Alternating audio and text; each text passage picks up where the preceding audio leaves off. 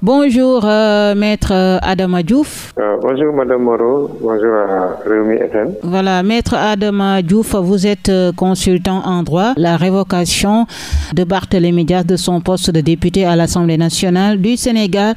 En tant que juriste, comment analysez-vous cet acte de l'Assemblée nationale? Merci Madame Moreau, merci à Rewmi FM et à tous vos auditeurs et auditrices. Donc c'est pas surprisant que j'analyse en tout cas la décision du député Barthélémy Dias, parce que c'est prévisible, même si ça n'a pas été contesté lors du dépôt des listes au Conseil constitutionnel. Il y a toujours possibilité de demander sa révocation au poste de député à l'Assemblée nationale, vu que les articles 162 du Code électoral prévoient que sera déchu de plein droit de son mandat de député celui dont l'inéligibilité se révélera après la proclamation des résultats. Et ce même texte peut être combiné avec l'article 51 du règlement intérieur et l'article 61 de la Constitution sénégalaise, qui prévoit que le député peut être radié de la liste des députés de l'Assemblée nationale s'il fait l'objet d'une condamnation pénale. Voilà, ces différents textes combinés font que Barthélémy Dias doit perdre son poste de député. Ça, c'est tout à fait normal. Et quand on parle également de la mission d'un député, on attend à ce que le député ait des qualités morales, parce que c'est un représentant du peuple. Vu que il y a mort d'homme concernant l'affaire Ndiaga Diouf, il va falloir au moins qu'il soit démis de son poste de député, c'est tout à fait normal parce qu'il ne peut pas être digne d'un représentant populaire. Donc on ne peut pas parler de violation de la loi, on ne peut pas parler de ça. Mais il n'y a qu'une violation. Ceux qui disent violation ne comprennent pas bien les textes parce que eux, ce qui leur étonne, c'est comment sa candidature a été déclarée recevable. Oui, exactement. Et par la suite, comment on revient, on fait un détour pour demander sa radiation. Je dis que c'est tout à fait normal.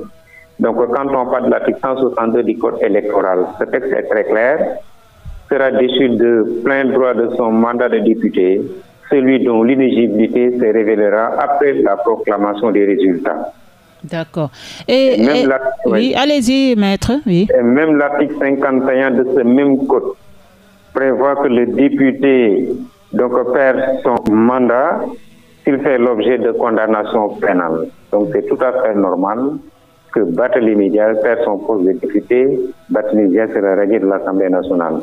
Et qui va remplacer Barthélémy Dias? Est-ce qu'il sera remplacé, oui ou non? Ou bien Samoussé Kadou, la coalition va perdre ce député? Qu'est-ce qui va se passer exactement? Mais automatiquement, c'est Déthié Fall qui doit prendre son poste, même si Déthié avait démissionné, parce que son nom est toujours sur la liste de Samoussé Kadou. Donc c'est Déthié Fall qui doit prendre... Donc normalement, c'est Déthié Fall qui prend la place de Barthélémy Dias. Donc Déthié devient député. Déthié devient député parce qu'il n'avait pas démissionné de Samoussé Kadou. Voilà, donc le poste lui revient de plein droit.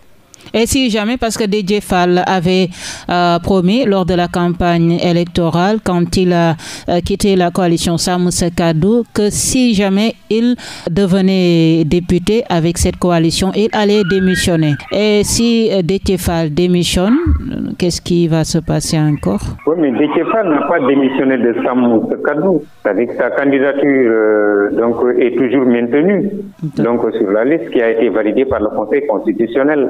Et s'il démissionne de son poste de député, voilà. Voilà, s'il démissionne de son poste de député, là également, on va voir au niveau des suppléants, le suppléant le plus proche pour prendre le poste de Barthélémy Dias.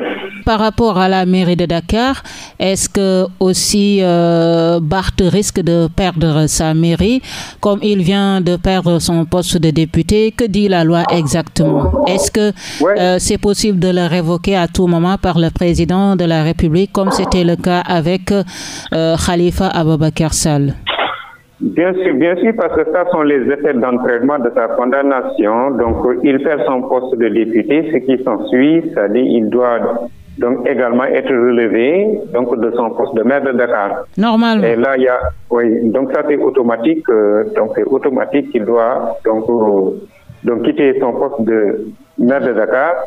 Et là également, on peut mettre en place une délégation spéciale. Donc, et pourquoi il est maire depuis lors? Depuis sa condamnation, il reste le maire de Dakar? Oui, parce que donc sa révocation n'a pas été donc demandée. Donc ça c'est pour des raisons politiques, pour des raisons de stabilité. Donc ce qui fait qu'aucun recours n'a été donc intenté contre sa personne. Mais présentement, on ne parle plus d'élection, donc pour créer une certaine stabilité, il y a toujours possibilité, comme on l'a fait au niveau de l'Assemblée nationale, de demander sa révocation.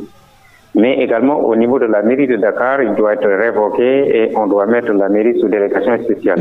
Et qui peut demander sa révocation au niveau de la mairie de Dakar? Qui exactement?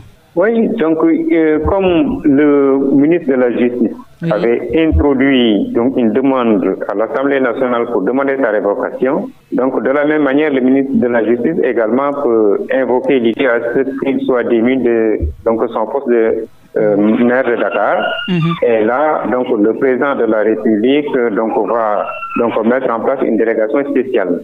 Une autre question, Maître Adama, c'est par rapport aux mesures prises par le régime pour réguler le paysage médiatique du Sénégal. Que pensez-vous de cette affaire? Quelle analyse faites-vous exactement, Maître Adama Diouf? Voilà, c'est une décision donc à saluer parce que l'espace médiatique également doit être assaini parce qu'on s'est rendu compte qu'il y a une prolifération, on ne sait même pas qui respecte la réglementation et qui ne respecte pas. Il va falloir au moins qu'on fasse un diagnostic par rapport à l'espace médiatique et c'est de voir les médias qui sont conformes en tout cas au texte et ces médias doivent être maintenus. Pour les autres, ils doivent régulariser. Donc, s'ils parviennent à régulariser leur situation, il n'y aura pas de problème, parce que la liberté de presse également, quoi qu'on puisse dire, est un droit à valeur constitutionnelle. Donc, vous ne pensez pas que c'est une affaire politique pour railler plutôt certains médias du paysage médiatique, de la carte? Mais je ne peux pas concevoir ça comme étant une mesure politique. Vous savez que quand on exerce une activité, on doit toujours se conformer à la loi. Donc on ne peut pas permettre à n'importe qui, même s'il s'agit d'une liberté d'expression, une liberté de mettre en place, d'exercer son activité. Donc il faut au moins que la loi soit respectée. Il y a des médias qui sont conformés à la loi, mais pourquoi pas les autres aussi ne sont pas conformés à la loi. Donc ce qui fait qu'il faut qu'il y ait un diagnostic par rapport à la situation pour voir est-ce que la réglementation est respectée, est-ce que la loi est respectée. Donc s'il y a des médias qui ne sont pas conformes, on leur demande à régulariser leur situation. Sinon, ces médias vont disparaître. Mais je ne peux pas concevoir ça comme étant une mesure politique. C'est tout à fait conforme à la loi. Elle a lettre écrite, en tout cas, par la députée Anta Babacar Ngom au ministre Alioune Sall. Est-ce que ça peut avoir un aboutissement au niveau de l'Assemblée? Oui, parce que la lettre qui a été adressée au ministre chargé de la communication, oui, de la communication. Donc, certainement pour lui demander de revenir sur sa décision, concernant en tout cas ces médias. Donc, je ne pense pas que cette lettre peut avoir gain de cause, d'autant plus que le ministre est très ferme sur sa décision. Parce qu'il faut que l'espace médiatique, tout à l'heure, je vous ai parlé de ça, soit assaini. Donc, il faut que tous les médias se conforment à la loi. Donc là, également, vraiment, je dis que c'est une mesure à saluer à mon niveau. Dernière question, c'est par rapport à la demande d'Aminata Touré qui persiste toujours sur l'abrogation de la loi d'amnistie maintenant que PASTEF a la majorité au niveau de l'Assemblée nationale. Est-ce que ce sera facile, selon vous, Maître Adama, d'abroger la loi d'amnistie?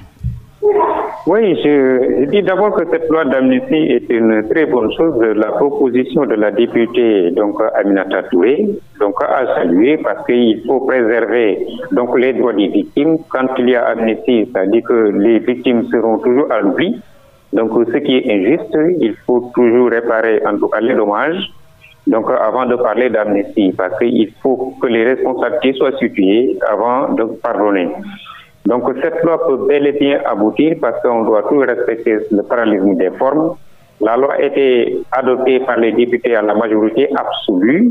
Donc on peut également proposer donc son abrogation donc par cette même forme, par cette même procédure. D'autant plus que donc ils ont la majorité à l'Assemblée nationale. Donc ces députés peuvent toujours adopter la loi donc d'amnistie.